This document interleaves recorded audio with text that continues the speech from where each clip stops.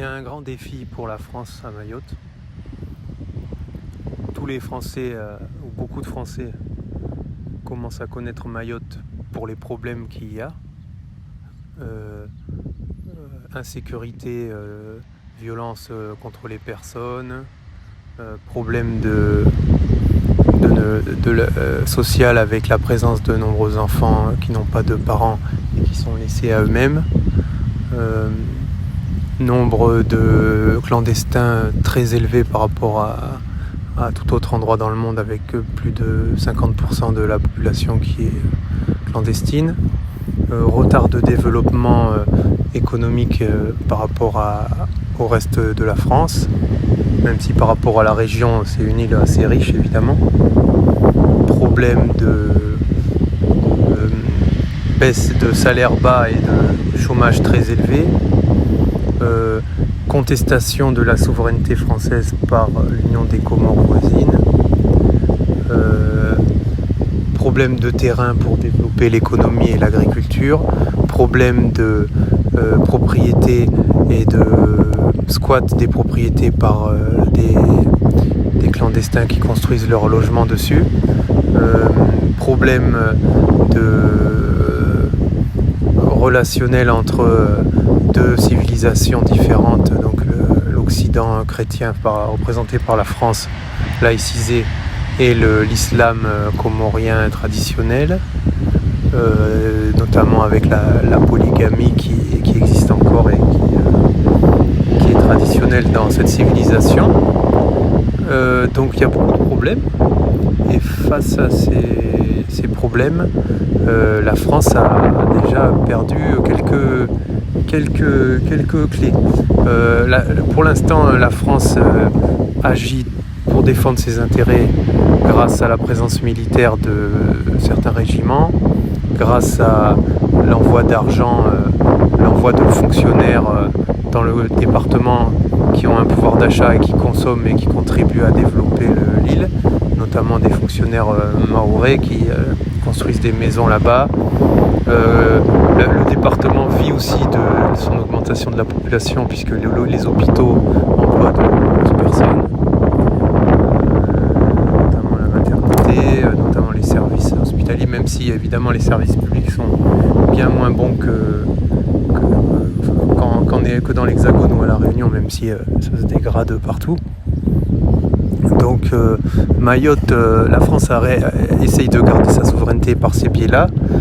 Pour l'instant, l'adversaire qui conteste sa souveraineté, c'est les Comores, qui n'est pas très puissant, qui ne peut pas lutter contre la France. On dit souvent que les Comores sont gérés au Quai d'Orsay, que c'est une ancienne colonie mais qui n'a toujours pas coupé les ponts avec la France.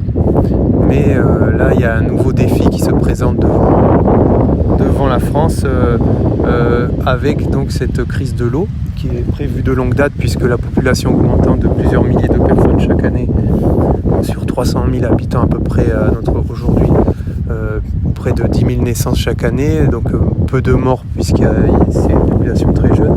Donc on s'attendait à ce qu'il y ait des problèmes d'eau, puisqu'il n'y a pas assez de production d'eau. Il manque 10 000 mètres cubes d'eau par jour par rapport à la production d'eau à Mayotte. C'est qu'il y a des besoins de 40-45 000 mètres cubes par jour, et la production est de 30 000 environ, je crois. Donc là, comme il n'a pas plu et qu'une bonne partie de l'eau vient des retenues collinaires, c'est des grandes bassines, on va dire, pas des bassines pour l'agriculture, mais pour les besoins en eau potable. Donc il n'a pas plu, donc ces retenues sont presque vides, et là il y a un gros problème qui se présente, parce que donc la ressource en eau, c'est même pas que c'est un problème d'argent, c'est qu'il n'y en a pas. Ils essayent d'en amener, mais les rotations des containers, des bateaux au port de Longoni, apparemment sont déjà à un haut niveau. La Réunion, via la CMA-CGM et l'État français, a envoyé 600 000 litres d'eau il y a 3 jours, mais ça représente 1,5% des besoins quotidiens en eau pour Mayotte, puisqu'il n'y a pas que la consommation humaine, il y a aussi l'économie, le bâtiment et travaux publics qui est assez intense à Mayotte donc ça a besoin d'énormément d'eau. Les établissements scolaires, les hôpitaux, quelques entreprises qui sont présentes ont besoin d'eau. Et donc là, on arrive à un problème concret très bientôt, puisque les retenues collinaires sont de plus en plus vides, enfin sont vidées progressivement. Et on ne sait pas s'il ne pourra pas y avoir plus d'eau, même pour des gens qui seraient prêts à payer peut-être 10 € le litre. Pour l'instant, c'est 1 € le litre d'eau minérale, ou un peu plus parfois, ça pourrait augmenter, mais même les entreprises importatrices d'eau ne peuvent pas suivre. Donc il y a une députée, Estelle Youssoufa, qui propose d'importer grâce à l'armée de l'eau. Elle dit que ça irait beaucoup plus vite, et puis que l'armée pourrait distribuer l'eau aussi. Et là justement, c'est à ça que je voulais en venir, c'est de ça dont je voulais parler. On voit que le ministère des Outre-mer a été placé sous la tutelle du ministère de l'Intérieur. C'est Gérald Darmanin qui est ministre de l'Outre-mer, qui est un ministre délégué à l'Outre-mer. Et donc à Mayotte, on comprend que peut-être, notamment, ça semble pertinent, puisqu'il y aura peut-être des troubles sociaux si la ressource en eau, puisque l'eau c'est la vie, pour le coup, un être humain ne peut pas vivre sans eau plus que quelques jours. Et donc là, si l'eau se met à manquer, on se demande ce qui va se passer. Et vraiment, ça peut être catastrophique. Donc je ne sais pas trop ce qu'ont prévu Il y a un ministre chargé de l'eau qui a été nommé. Un préfet chargé de l'eau qui a été nommé là-bas. Donc est-ce qu'il va pouvoir faire quelque chose ? Il s'en va en décembre. Donc il y a un monsieur Cantal, il s'appelle. Est-ce que ça va suffire pour résoudre le problème ? C'est pas évident. Est-ce que l'eau est-ce qu'il va pleuvoir ? Et donc comment répartir la ressource qui va s'amenuiser de plus en plus ? Bon, il y a quand même des élus, Estelle Youssoufa ce matin sur Mayotte la Première, qui disait qu'il faudrait peut-être arrêter l'activité économique, notamment le BTP. Effectivement, le BTP continue à consommer de l'eau. Donc elle faisait le lien, si le BTP s'arrête, il faut des mesures de chômage.